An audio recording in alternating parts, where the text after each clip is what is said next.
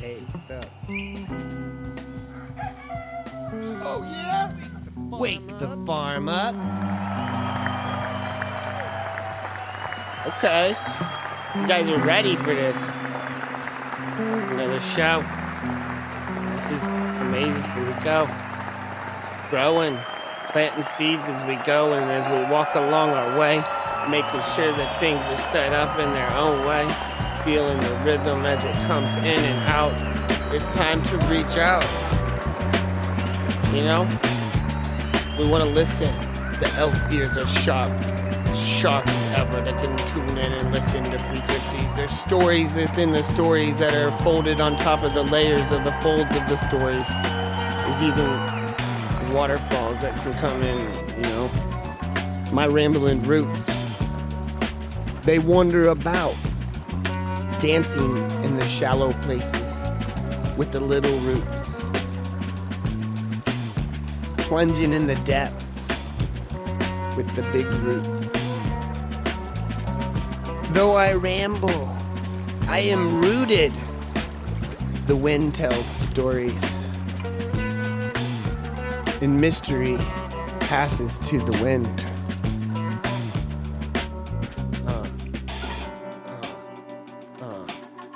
Let's tell it.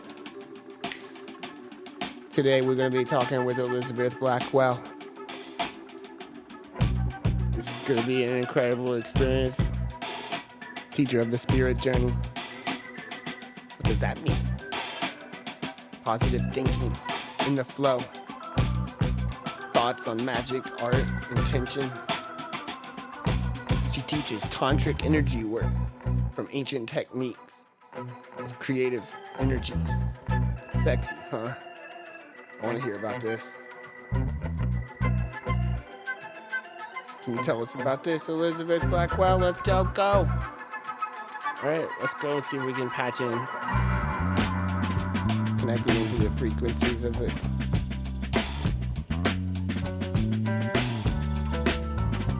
Find this fairy out in the forest. By a giant mushroom.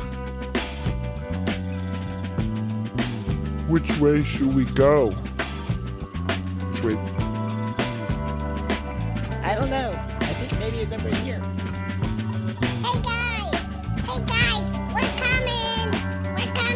We're ready for this. We wanted to see it. As they gathered about, they began to find a way to figure out in which the maps and the coordinates and the scrolls in which the passenger pigeons delivered upon deliveries and deliveries until they knew what to do and stepped into it. Like deciphering a lock on a safe or a key to a ship that could take them beyond into other galaxies. And they connected frequencies. Connecting.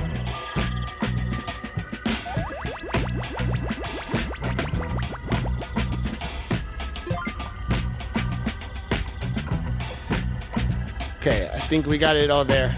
We should be able to let everybody into the auditorium now. The balconies, apparently, are already being filled up. Hey, listen, I got these wristbands. I got these special wristbands, too. Yeah, what should we do with them? I think that maybe we could, give them away to some kids that want to come see the show. Yeah, okay. Damn.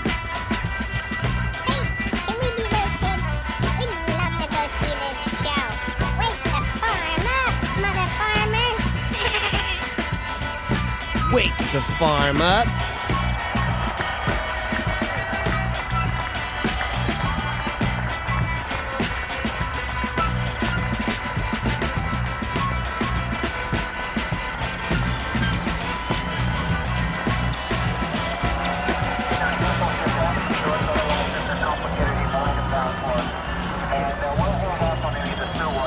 Before we call and we're trying to get everything consolidated, get a cohesive set of questions to ask you before we come to you with them.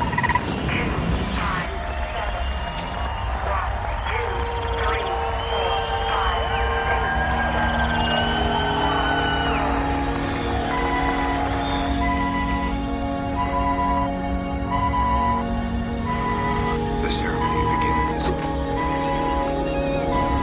Obviously, change the 5 to a 9. And following airlock depress valve closed, we want you to add O2 actuator to press. Then you can delete the rest of the page. Okay, we got that. We got that. We will set it in. You copy that, Bill? Yeah, Bill. Come on. Tell us. Okay, Roy, you copy me? No, I didn't copy you. Did you get all those changes in column 3? Copy. Copy and paste. ID1, all of his stuff up there is scratched. And mid-page where it says AW82B, airlock depress valve 5, change 5 to a 9, and all other references are to 9 PSI. Yeah, And after airlock depress valve closed, O2 actuator press, and then delete the We're rest. now in orbit. That's affirmative. Now, the rest of the procedure follows.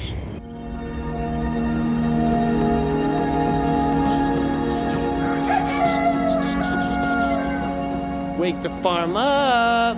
Hey, everybody.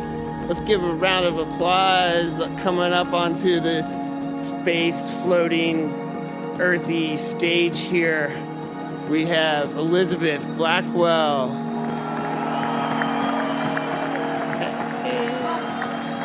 Thank you. Aw. It sounds like, I feel like she just came from a forest, like hanging out by mushrooms that were like larger than her, and she was dancing underneath of them or something with that little thank you, and that's... Oh, yeah, I absolutely would go hang out with the Fae, dancing under large mushrooms. That sounds like an amazing evening to me. Yeah, look at the balconies here, full all the people that come, telepathically to this, live, session here. They've all showed up. That's incredible. You've been, connecting with some things along the way. To engage with us in this space. Yeah, I like this space. So Elizabeth Blackwell is a teacher of spiritual journeys and connects with people about their spiritual journeys. I'm looking forward to exploring what that means to you. We're going to talk about Truthfully, positive I just thinking. try to serve as a guide. We're going to explore positive thinking and being in the flow. That's something that Elizabeth and I have gotten a chance to get to engage in a conversation about quite a good amount of time. I don't know. It's amazing. Thoughts on magic and intention, and Elizabeth Blackwell teaches about Tantric energy work. I do. Ancient techniques of creative energy. So That's actually one of my biggest goals, is to take a lot of these ancient teachings, things that have been around for thousands of years, and help people in the modern day understand that it's not as out there or woo-woo as they think, but there's actually some basis in modern day sciences and quantum physics and all of that are now proving all of these things. wow. So it's all catching up and mixing together, and the sciences, the mysteriesness of it, the questions ever come, it's like, what else, what else can we know about these things? And I'm always exploring things that have no words for them, and they're just like, they are though. Oh, that is one of the kind of toughest things to do, is to take these very intangible concepts and, places that truly just exist in our mind, but help others, understand those concepts and form their own versions of those spaces, and what are their questions, and their answers may be very different than my answers, but they've got to find that. I can't give that to them. I can only guide them to a space for them to discover it on their own. Yeah, I love that. And like, you gotta guide yourself as you're guiding too, so that all makes sense. Oh, that's probably one of the best parts about this journey is the fact that I get to spend my life and my career with others who bring up just as many questions and answers in my mind. It's awesome when a customer or a client, brings up something and I'm like, you know what, I have to think on that. I have to come up with my own answer, but here's the way that I'm going through the journey and you can come along with me. I like that. Yeah, explore the patterns together and we'll share notes. Yep. That's our positive thinking, what are some things in positive thinking that, so something I want people to know too is that Elizabeth has been, traveling around the country and presents on these topics and goes to different expos. Can you share a little bit about that? Sure. I primarily do it with WaketheFarmUp, but there's a few others out there that I like to participate in. I tend to stick with them because it's kind of like a big family that travels together. I love that. And I know if I'm traveling 1,000 miles away from home and something goes crazy, that I have people I can call. But I get to travel around, and I do have a shop that I vend out of. So I make and sell holistic home and body products that are meant to help, set a space or, help align us to a specific energy. And I teach a lot about how the spaces around us affect us, the people around us affect us, and then how we can consciously create the reality that we desire. How we and I think a lot of people create. go throughout this world and just kind of accept what is handed to them, not realizing that they have the ability to create anything that they want around them. You just have to be conscious about it and specific about what you want out of this world. And so, how would one begin to do that?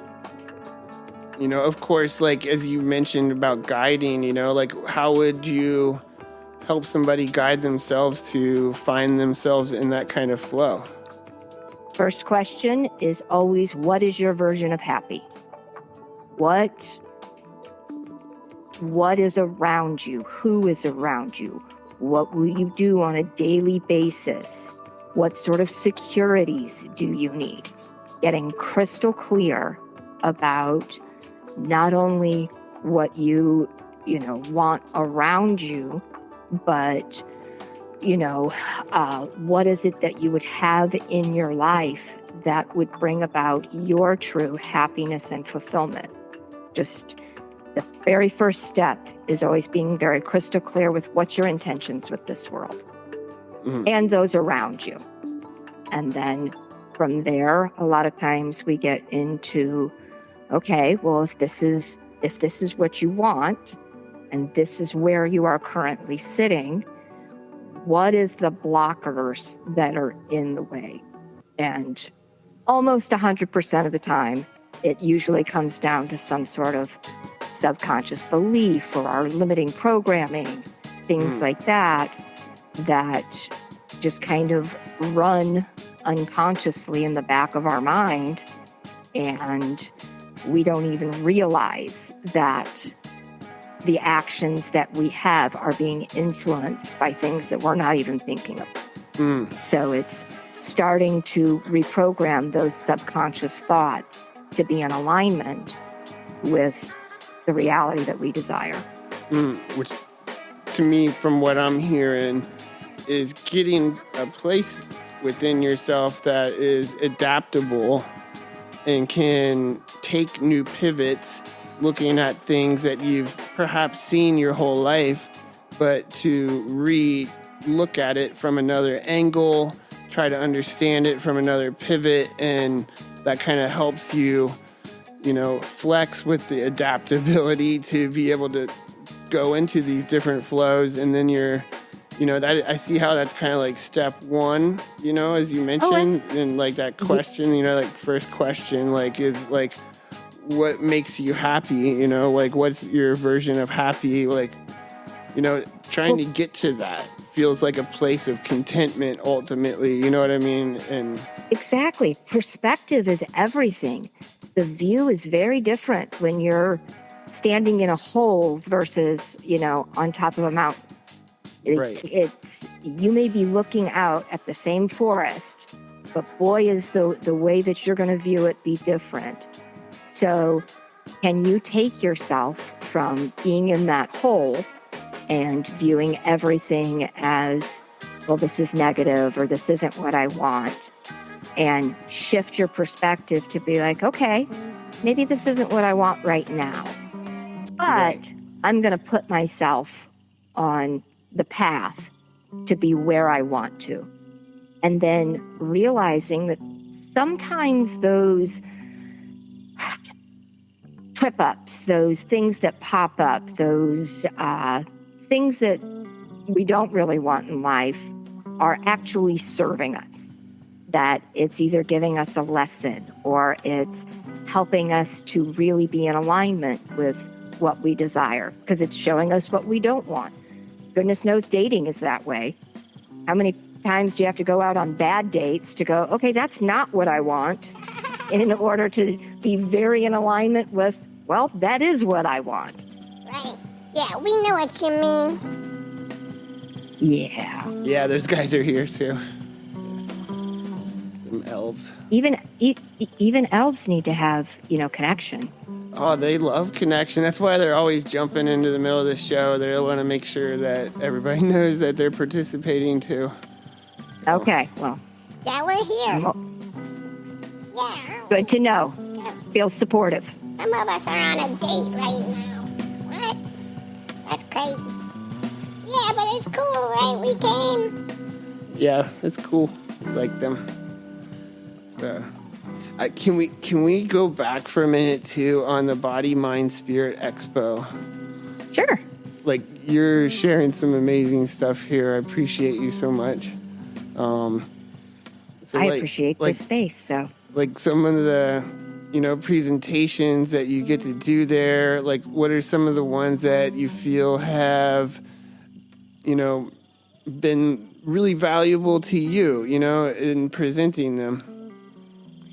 well, the one that is kind of my centerpiece is I am very into teaching people about how the spaces around them, especially wherever they consider home, affects us.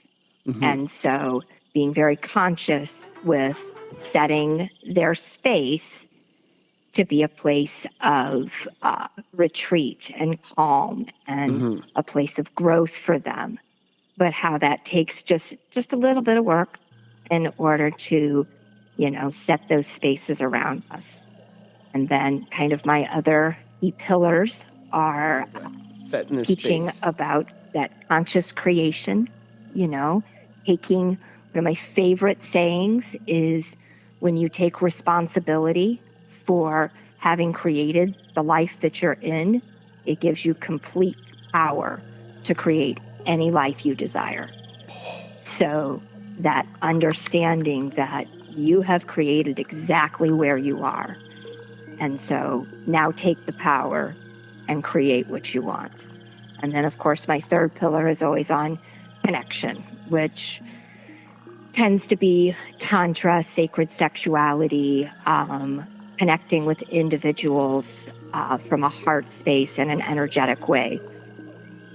And those tend to be the big three that I teach on. I love all that. And going into, maybe we could go into some of the, I love like the first one you were talking about, like space setting, mm-hmm. like different aspects of that, like Like, do you get into like feng shui kind of stuff, like the space in your home and whatnot, or just like I do a little bit about that, but truthfully, I got my start on this journey because I was living in South Lake Tahoe, California. And it's one of the most beautiful spaces in America. I love that. But I was just kind of in a dark space in life. And I met this wonderful Native American woman who she was burning sage. And I was just a white girl from the Midwest, so I had never encountered that before. And I started asking questions about it. And I could just feel that there was a difference around it. And so she invited me to come partake in some of their ceremonies. And so there was some Native Americans who taught me about their herbs and, the different ceremonies in order to set space and, clear energies and things along those lines. And then it was actually a couple years later, after I had moved back to Central Illinois, when my journey had, gotten into full swing.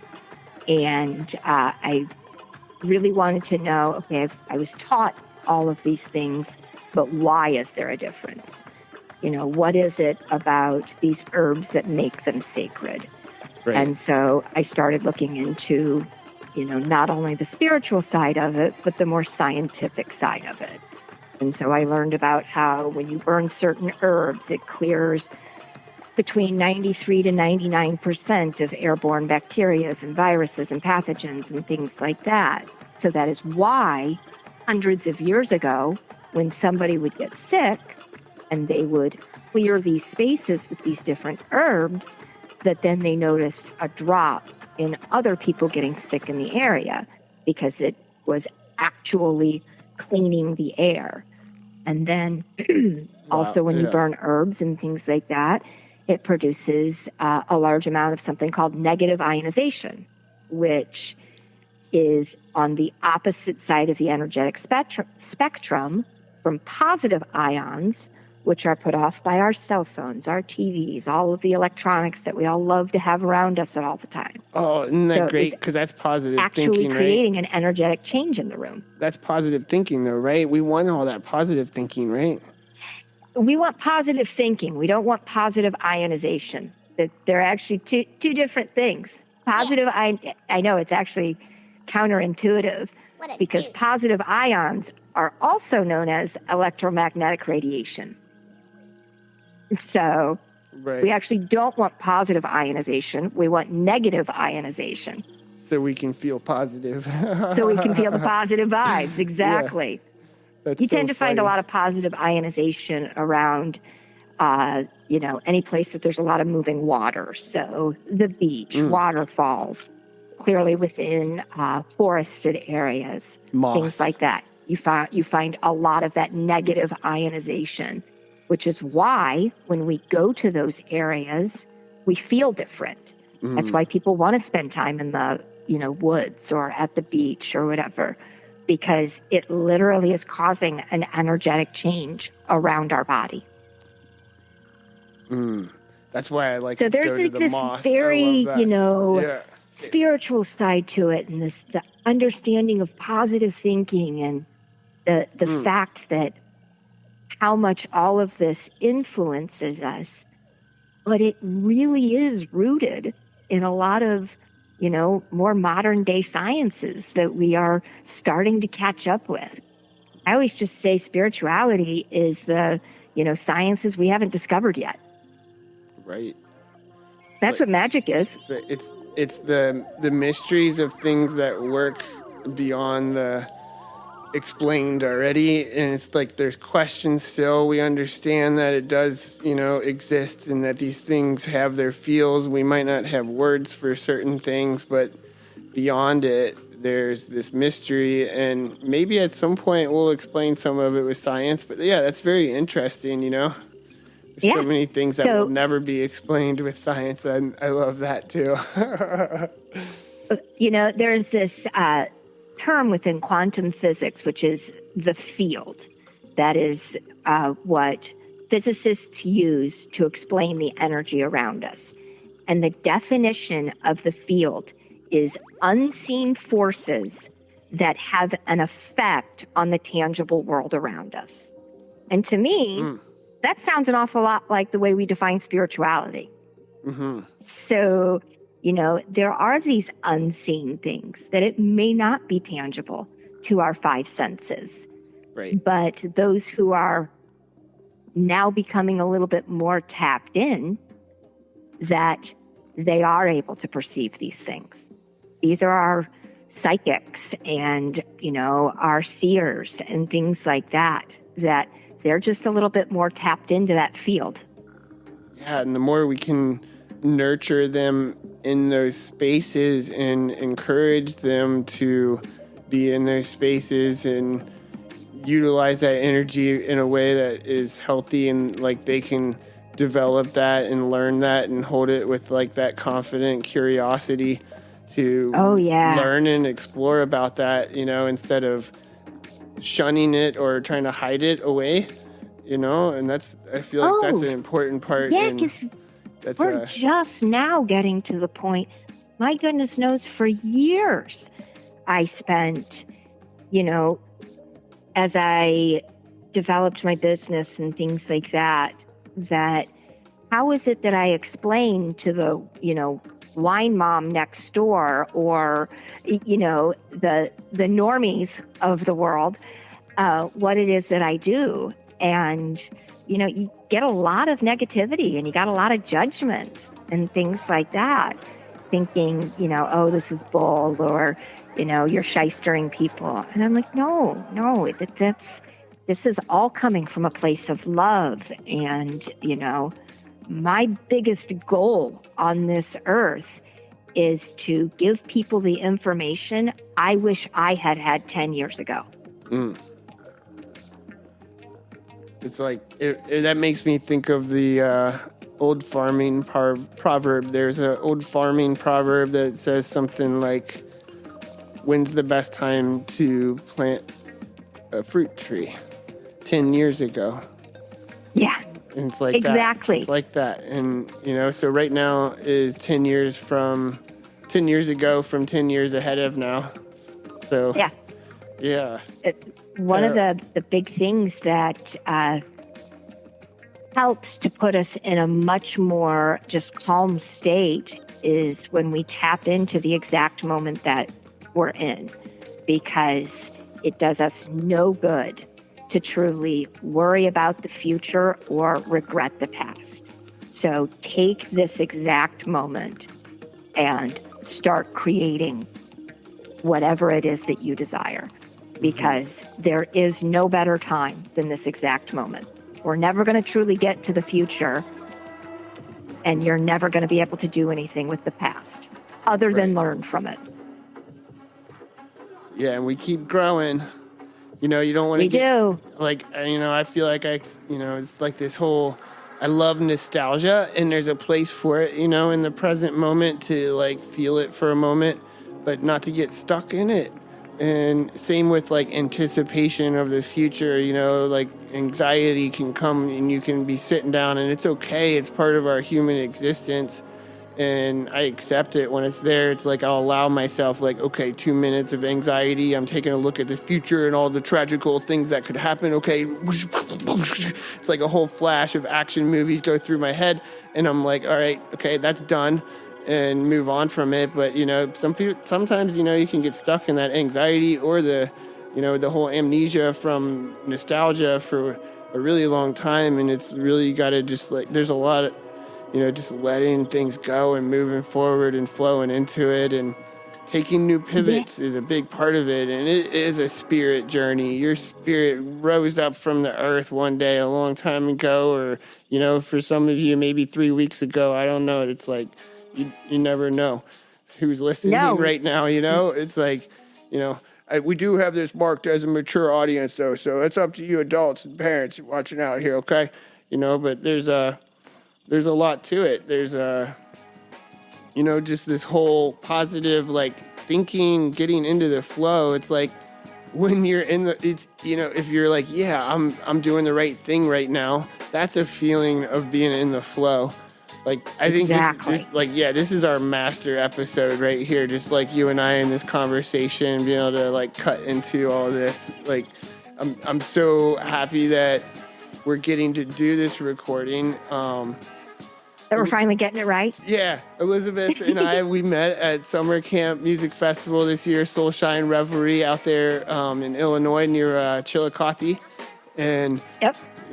we had some amazing presentations together, all kinds of cool workshops going on there. And yeah, that was wonderful getting to connect with you there. And, you know, you've had so many incredible thoughts and feels, and I love, like, will you explore some more, though, on this, like, 10 year ago aspect, like, I know we've heard you say that before, and it's like, I feel like it is definitely, like, one of your driving goal mottos, like, let's go get it, like, we want to share with people, these, people are on this different part of the path, and I want to share with them this part of it while I'm still moving forward in it, Yeah, it's, we are all on a journey.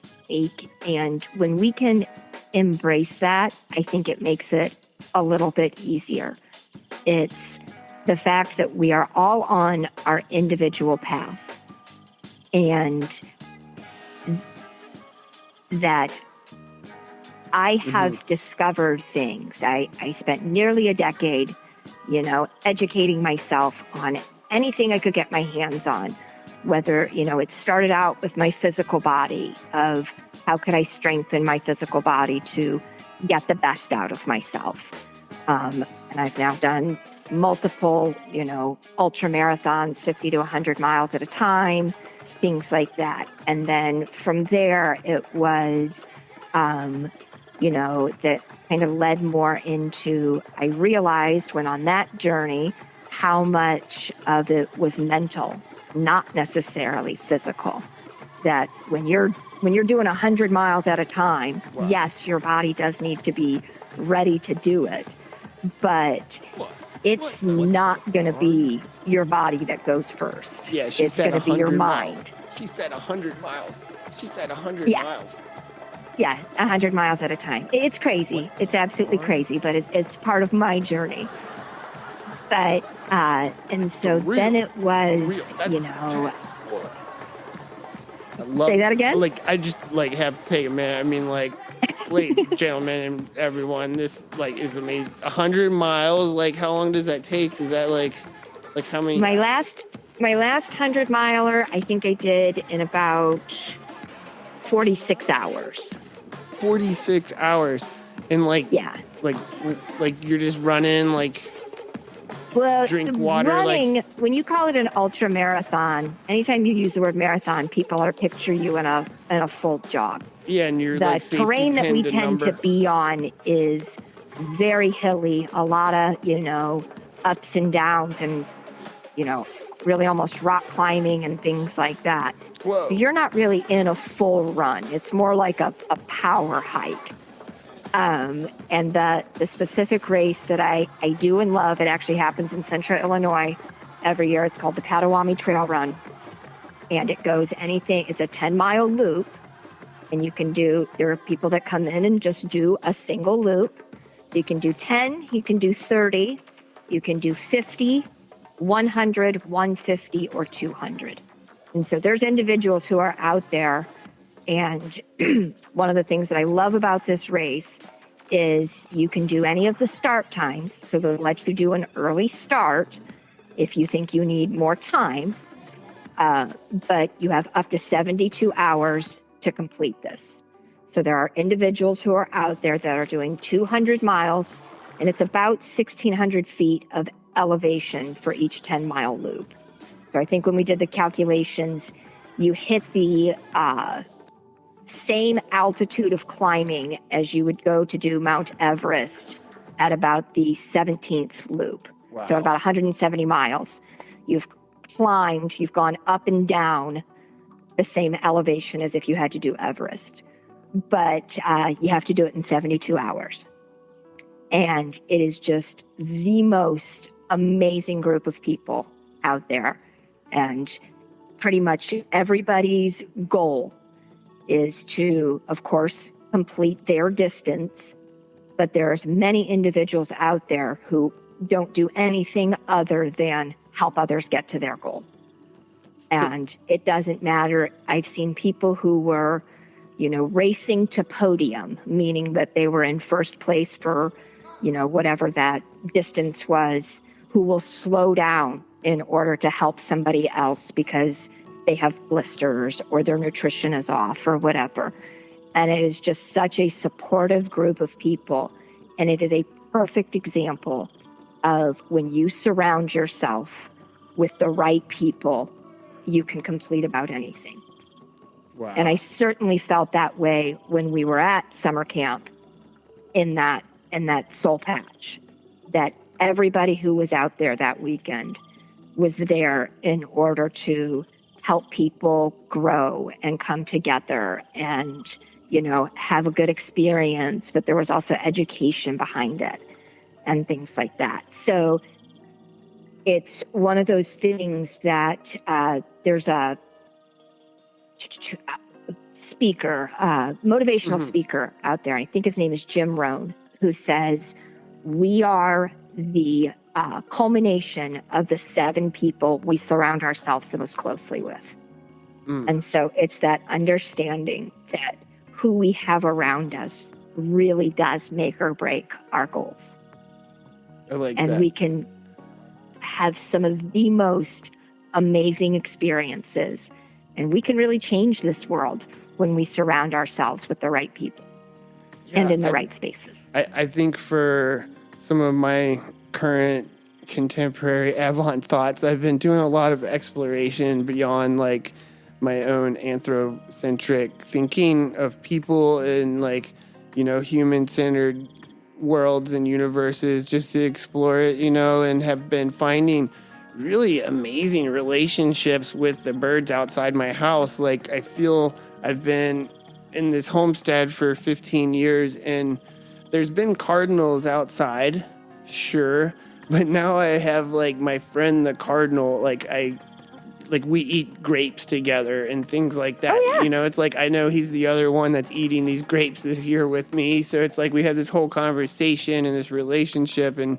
it is amazing. Maybe you need 7 people, and then, just based on some kind of algorithm or something, maybe 21 animal or plant friends that are consistent around you could be explored and see where that goes, Oh, well, That's what I'm doing. When you start to look at this world energetically, when you start to see things in energy, frequency, vibration, however you want to look at it, then it takes us out. You have now clearly set up a homestead where these specific birds and animal friends and the plants around you thrive because you've set up this energy that is a space of love and is a space of abundance and is a space to thrive in.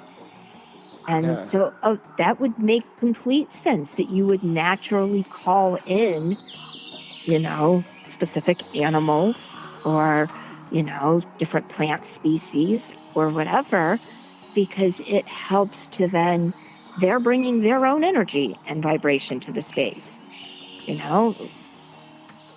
Whether it's a cardinal or a squirrel or whatever, they feel all this too. Heck, they're more tapped in than we are.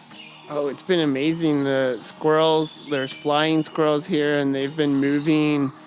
The abundant gooseberries from the years past are now growing out of crotches up in trees, and they've had berries on them. It's bizarre. It's a common gardener wouldn't be having that kind of thing. They'd be, more into trying to fight away from the flying squirrels coming and taking the gooseberries and be like, they're my gooseberries. But it's just it's really fascinating. Yeah. And we get to share that and seeing them planting more of them too is okay, we're all in this to win this together.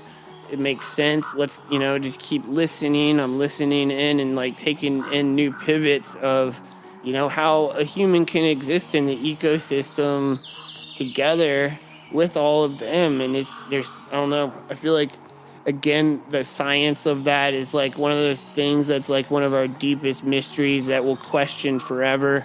But, it's just finding that contentment in the flow and being in it is fascinatingly enough, and just following those whims. Like, I'm not worried about knowing all my bird friends around my house, but I'm just doing it. It's that finding that balance. I mean, we were talking about flow earlier. My brain is, just because I know how I work, I question things. And so I wanted to know the specific sciences behind things. And that helped me. But there's also, walking this very fine line with, I don't necessarily need to know the answers to everything in order to trust and continue down the journey. That sometimes it's, okay, I don't know the answer to this. I don't know why this is occurring, but I know that it feels right. And so that is that gut pull, that intuition, that internal self that helps us to stay in alignment with, what it is that we want to build, or, the journey that we're on.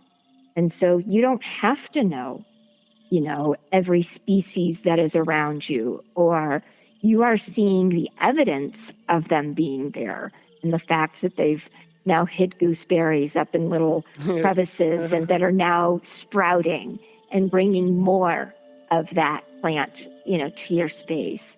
And that really is that, living in alignment with not only yourself, but this homestead that you've created around you. Yeah. How do you know it was the squirrels and not us, man? Hey, what's going on here? Give credit due where credit due.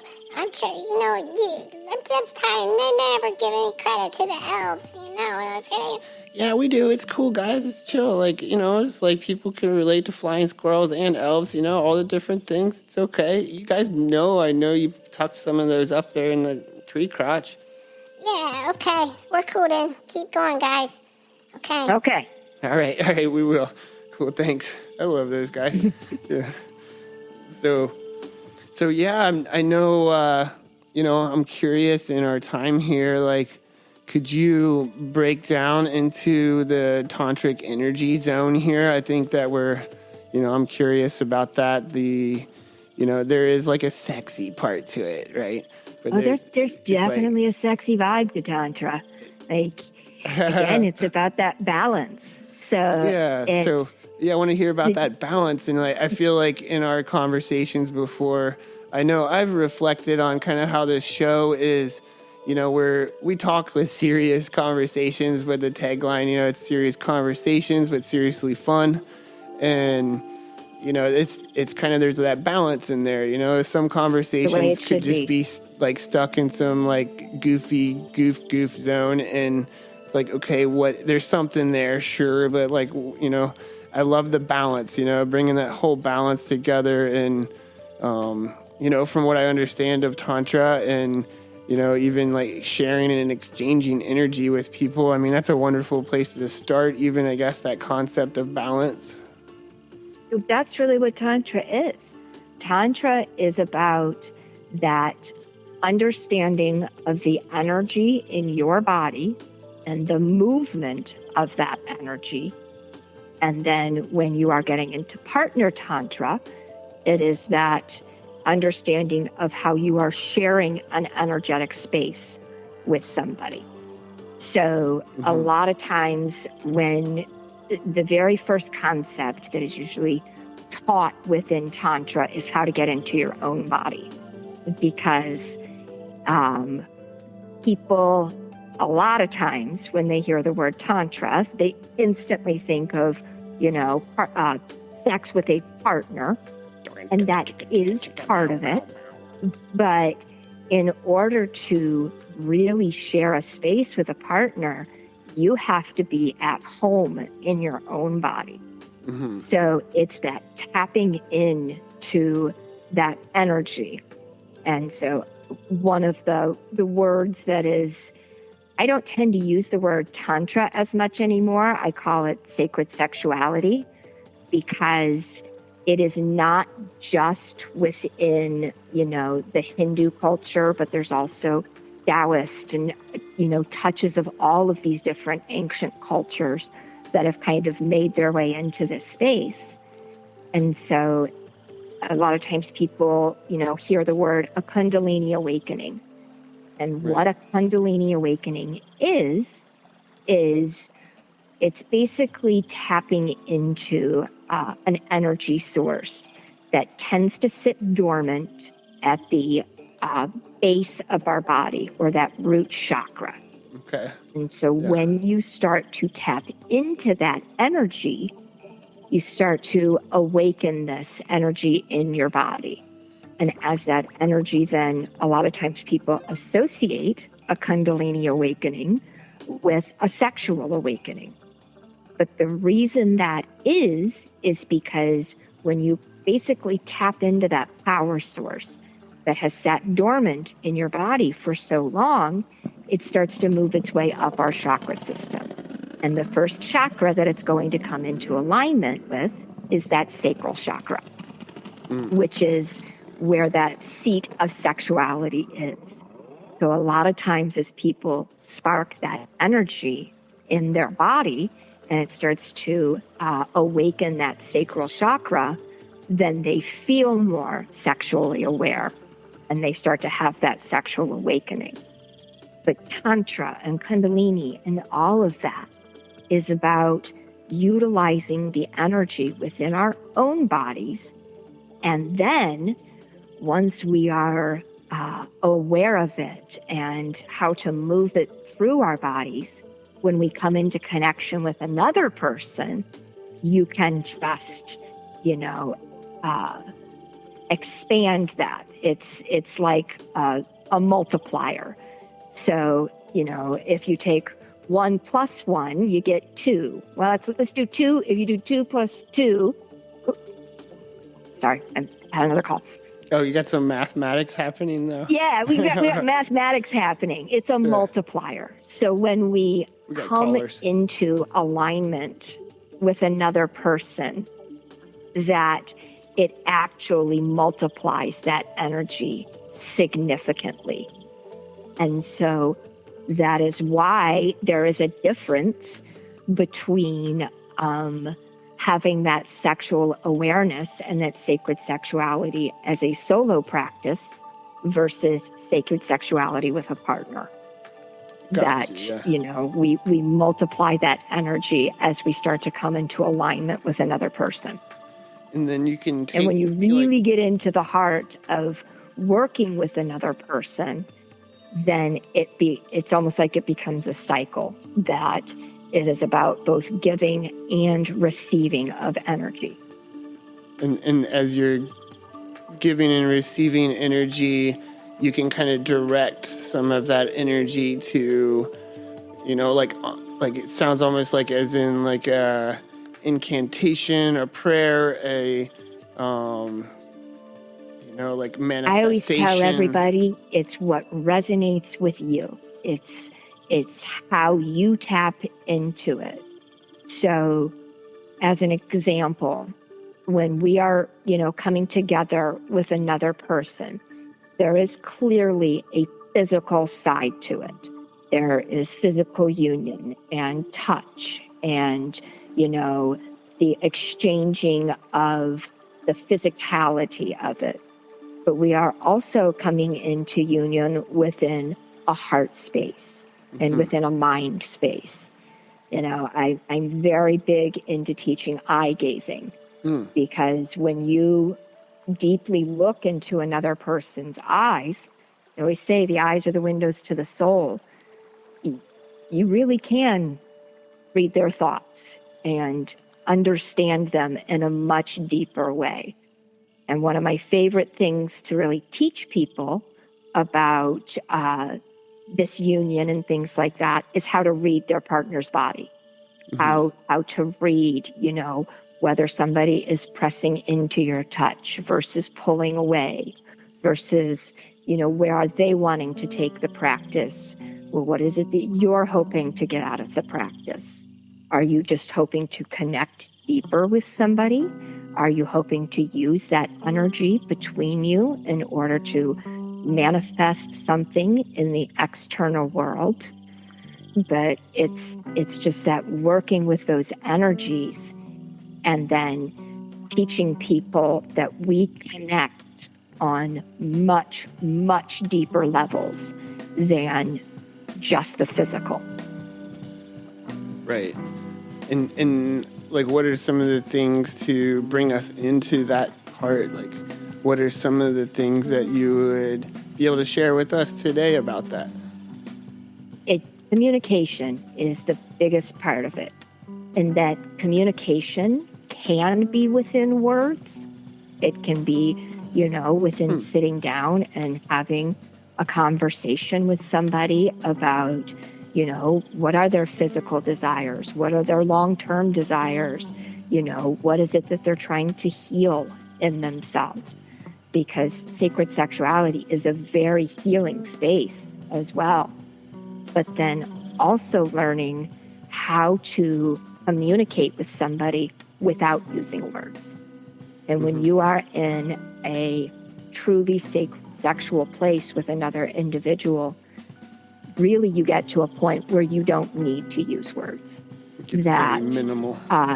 You can communicate either in, slight body noises or the way that you move or gazing into somebody's eyes or through breath.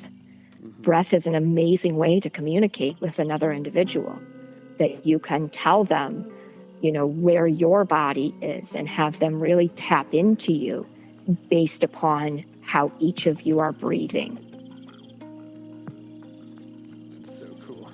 And like so with learning about that, like, some breathing, just like, it's kind of a lot of what you're sharing about in my mind kind of comes instinctual if you when we allow it to. When I guess what I was thinking was when you put yourself in the mind where you're really wanting to connect with the person, like you're really wanting to like go into that energetic space with that person, because there's just there's like that feel there that just draws together. And one of my favorite teach words about it, is though. Holistic.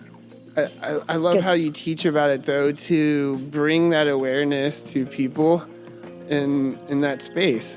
So that's definitely a huge part of that balance. Especially when people are going to a more carnal or sexual place, they are tapping into a more ancient side of themselves. That these are things that we instinctually do, but also because of the world that we live in, we have been, taught or programmed that there's shame around it, or that it is somehow wrong or dark. And one of the biggest things that I like to touch upon when teaching any of this is that, again, it's about balance. That we have to pull away from this understanding or idea of there being shame around our bodies or in connecting with other individuals. But at the same time, being aware that when you are in union with another person, that you are sharing a part of yourself and you are taking part of them. So make sure that you choose individuals that you want to take part of them and you want them to have part of you. That it's, I think we kind of go to two extremes today in our modern world. It's either the fact that, sex and physicality and all of this is somehow bad or shameful or should only ever be practiced with one individual, that you are legally married to, which legal marriage has nothing to do with real partnership. It's contract. Right. But the other extreme, when you get into social media and things like that, is that it's no big deal and you should do it with just anybody. And, things along those lines, that it's about that balance. that we need to be open and in touch with ourselves and really know how to be in alignment with another person, but choosing the individuals that resonate with us and that are on a similar wavelength to us. Because again, you're taking part of them and allowing them part of you. So you want that to be an individual that you're proud to share that with. I like that. Yeah, and that's how you want to feel, I guess, when you're really actually wanting to connect to somebody. There's a respect and a, exploratory space there. I like, you were mentioning eye gazing. I like that. I don't know, if I should really be on here telling everybody what I like. That's funny, but I'm okay with that, No, you should be. If they've come to your podcast, this is your space, Andy. You should absolutely share what feels right to you. But Yeah, tell him, Elf. Tell him what you like. All right, guys. That wouldn't be a bad thing to yell out when you're in union with somebody. Tell them what you want. Yeah, tell me what you like. Yeah. It's about being open, though, especially when you're in earlier practice. If you haven't yet learned to read your partner, then you do need to use those physical words and say, I enjoy this versus I'm fearful of that. I was saying earlier that this is a very healing space, and a lot of times that those limitations that we have are fears of ours. And so understanding, everybody has different things that are turn-ons versus turn-offs.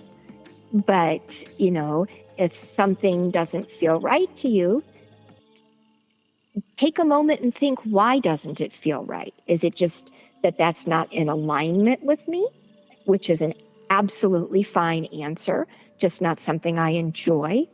Versus, was I taught to be ashamed of this or afraid of this?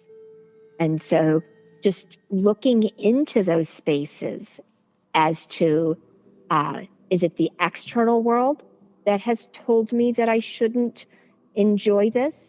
Or is this coming from within me? So learning to ask yourself questions when you're in those spaces.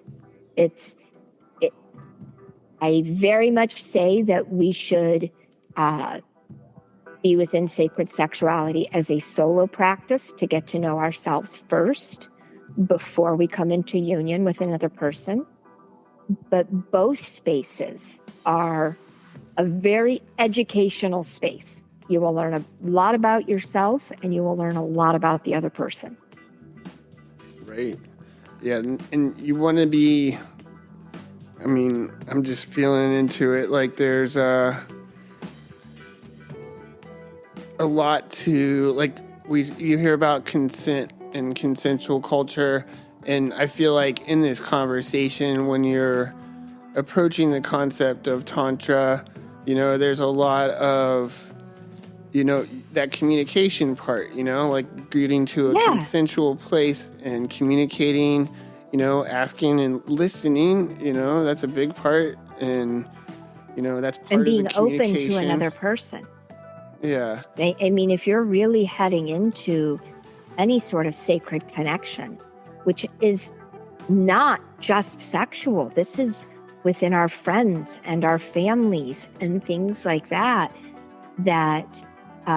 if you are connecting with another individual, that we shouldn't be shy about, who we are at our core being, but we also do need to enter those spaces with respect for other people. It's, one of the lines that I have learned to walk along, because I am teaching more sensitive things and I am opening people up in areas that they may not yet be comfortable with. It's one of the reasons why I use the phrase guide, because it's me more helping to show you a path within yourself. But Feel that, yeah. all of these spaces have to be approached with love and respect.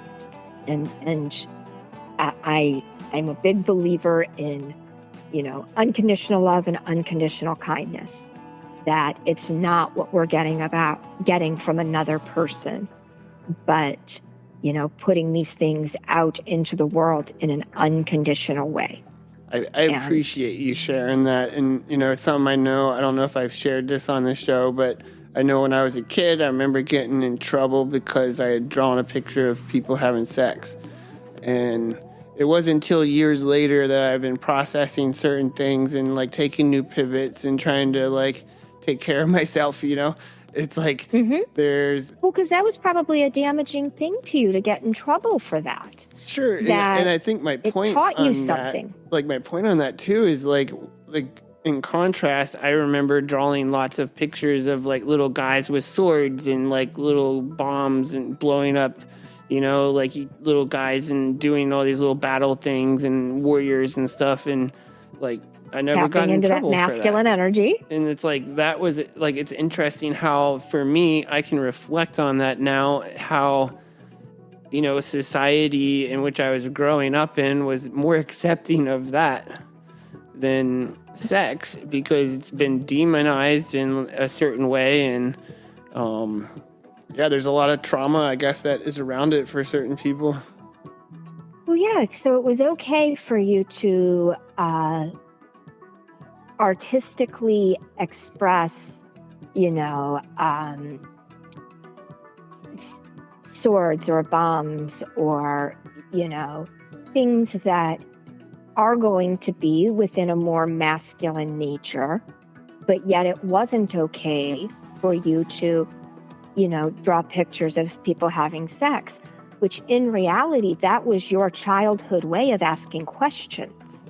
Right. But instead of somebody being open to it and talking you through that, you were shamed for it. And so I have 3 children, and I have always tried to be very, positive with that thing, having them understand that physicality, there is nothing wrong with it, how we need to be respectful with it, and we need to be respectful with other individuals, but there's nothing shameful about it. And so then hopefully the next generation won't carry that trauma or that shame or the inability to ask questions. Because I think when we shut down, especially younger minds' ability to ask questions, then it comes out in other ways. And I think that's where we can get some of that aggression or lack of respect and things like that, because they weren't allowed to be expressive. Communication errors. Yeah. Yeah, that's what it comes down to.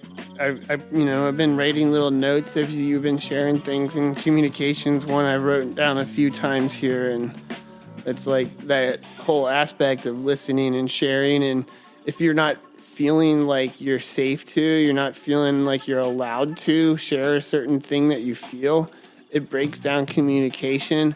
And yes, yeah, I do hope to, host this platform here in a way that allows people to share themselves in a non-judged kind of way for, as long as I can. And I do feel like I've maybe had some blocks of listening or understanding or going down some of the conversation about what Tantra is, probably from things from my past. And I've really enjoyed how you've been able to communicate and share about it. And I know people can find your YouTube videos and kind of go into some of these other topics that you share about as well.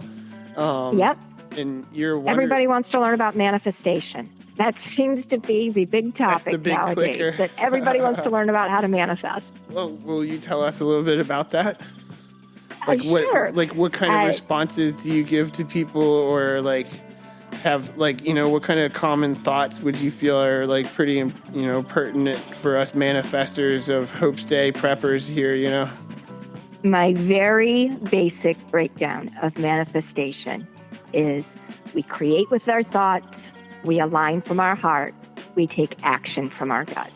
And so it is that understanding that, one, you got to be crystal clear on what you want. As we were kind of talking about in the beginning, you know, Right. knowing what it is that you're trying to build or bring about. Yeah, what's your And version of then happy? aligning ourselves, which is everything from our daily, you know, thoughts and the words that we use. And I try to teach a lot about, you know, subconscious programming, because 90% of what we go through in a day are unconscious, you know, behaviors. And so starting to be aware of aligning our subconscious or unconscious with what we desire and removing things like those limiting beliefs. But then the part that everybody misses is that take action from your gut. A lot of times when you say the word manifestation, people think of, you know, sitting crisscross applesauce in Om position, aligning yourself and just having everything drop in your lap. Everything. And that's not how this works. Yeah, you're a That leprechaun at the... When we are in alignment, that we will start to feel those pulls in the right direction. And then we take those... I would say when we're in alignment, that then the universe will open the door for us. But it's our responsibility to take those steps through the door. And so taking the steps towards what it is that you want. And the thing that I'm trying to teach more now is that there are actions that we need to take. It does take quote unquote work, but it shouldn't be hard work. That when you are doing what you truly love and you are in alignment with who you really are, that it shouldn't be hard. Manifest the life. It's not hard to have a conversation with somebody that you enjoy, but yet you are still doing something at that point in time. It's not hard to recap a movie or a show that you really enjoyed, because it just kind of flows out of you, but yet you are taking action steps there.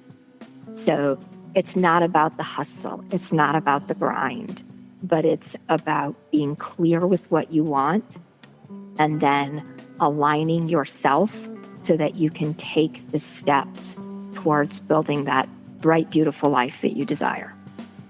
Yeah, and you know, I just, you know, to little cherry in that would be like, if you like the grind and the hustle, and that's what... And you should go for it. Yeah, go for it. You know, like, have a great time with it, you know? Yeah. You know, some moments you might feel like that's what you want, and other moments not. Go for it. Oh, I'm somebody that I drive back and forth across the country. You know, it's hard work sometimes. You know, I'm sometimes carrying literally thousands of pounds worth of products and that sort of stuff. And it's tiring, but I love it. And it, you know, has also helped me to build financial abundance and things along those lines. Nice. So Yeah. it's about that, knowing what you want and doing the things that will bring about, you know, that it's one of the big things that I like to tap people into, because nowadays trends are everything. You know, it's, you know, this is trending versus that is trending. And so when it comes to hustle culture or that, you know, 5 a.m. club, that you need to know how you best work. That if you are not a morning person, I am not a morning person. That I say that there's kind of two types of people. There are the individuals who wake up like with an abundance of energy and then slowly lose that energy throughout the day. Those are your morning people. And then there are other people who kind of wake up in a slower state and who gain energy throughout the day. Those are your night people. But if you are naturally a nighttime person, don't try to be up at 5 a.m. because now you're just going to be groggily going through life, not doing anything more with what's in alignment with you. Yeah. So it's about learning yourself and learning how you work. Yeah, and wake the farm up. Yeah. Gotta like wake up when it's time to wake up. You gotta know. You know, are you an early morning farmer that wants to get up and get out there before the sun's up in order to get that work done? Or are you somebody who maybe starts a little later in the day and enjoys those evening hours to get that harder work done? Yeah, I'm all of those things, just on different days, right? Yep. And that's what happens. And, you know, I do remember, I love sharing this, you know, when I was doing farmers markets for years, often people would come up and they would say to me, "You're a farmer, does that mean you're up at 5 in the morning?" And you know, me, I just kind of would giggle. At a certain point, I had a response because people asked me so many times that I would just say it was, you know, I try to get to bed by then. Yeah. Oh, yeah.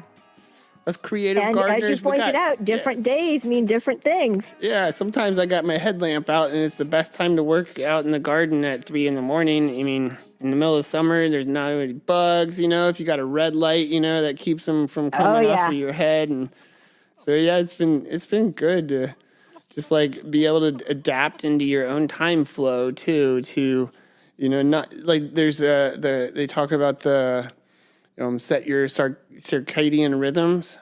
You familiar with that? Like, and I feel again as we move through the seasons, the whole flow of things is always changing a little bit. So it's one of another thing that I like to teach about is that there are different seasons to life, just like there are, you know, around us. That, you know, when we are in a time of growth and expansion, that's kind of the summertime of our life. But how we hit those, you know, slower points or times where it's time to slow down and maybe go a little bit more introspective and get more rest and things like that. And those are the fall and winter times that we go in those seasons. And that's the natural way about it. How we flow. And you know, well, you know, if you go back 100 years, people, we maybe need to go back 150 now, but hey, we were at 10 earlier, now we're going back how many? Now we're going back 150 years. They better, but you know, we didn't have electrical lighting and all of these things that, you know, allowed us to work around the clock and that sort of stuff. We had to work with the daylight and, you know, what the natural seasons was. So we as human beings have, the technology has evolved faster than our humanity has. It's one of the reasons why I think a lot of times people have a lot of issues in the winter time because they you know, it's, well, I have to be at work at 8 a.m. and I've got to work until 5 and all of that sort of stuff. And so they're trying to do the same things in January as they were trying to do in June. And that's not the natural way of the human body. Right. Yeah, that's when you get into, you know, body motion diseases. Like if you stand and move in a certain way over and over, you can start to get like a regenerative disease where repetitive action. if a You know what I'm saying.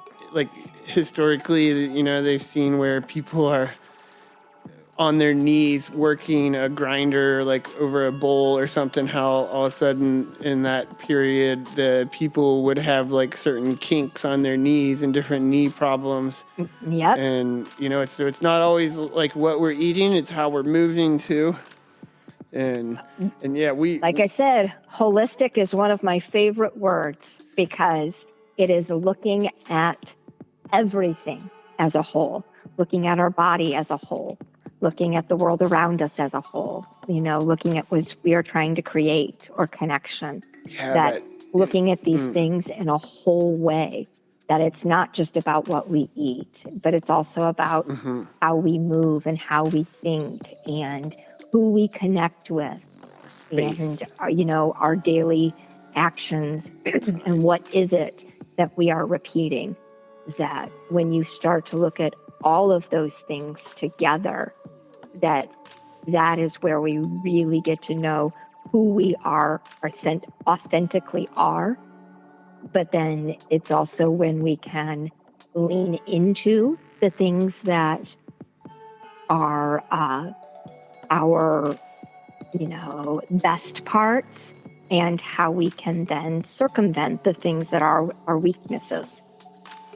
Yeah, love that. Wake the farm up. Oh man, Elizabeth, do you have anything more that that was amazing. I don't want to No, we're good. Do you have anything that you would love to share with us today before we, jump out back onto our next little adventures here? And the it's last so cool. thing I All just these want people to share with people is probably the biggest thing that they can do on a day-to-day basis is just to get to know who they are. Don't take anything from an outside source. That it's not about social media. It's not about, those other individuals around you and things like that, but really get to know what it is that you want and who you are and all of that. And that is the first step to really creating that bright, beautiful life that they desire.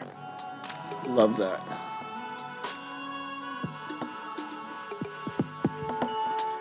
Wow, everybody, we all looking like we're just like going into that communicating space now of dancing.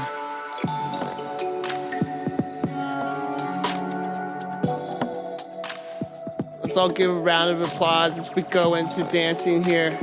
Elizabeth Blackwell is the shiznit. Yeah, we really like her. She's cool. Totally positive. And not when you're talking about ions. Yeah, but she did say to look in her eyes. Yeah, to look at eyes. Like, look at each other's eyes, you guys. Let's try this. Yeah, okay. Whoa. Elfin eye gazing.